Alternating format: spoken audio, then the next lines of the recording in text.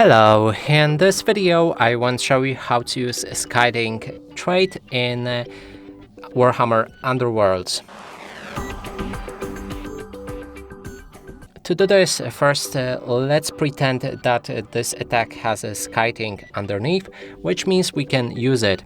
And you use it as a super activation, and it works like this. So you have two enemies standing adjacent to that dog, which would make the attack for both of them. So you attack the first one and then the second one.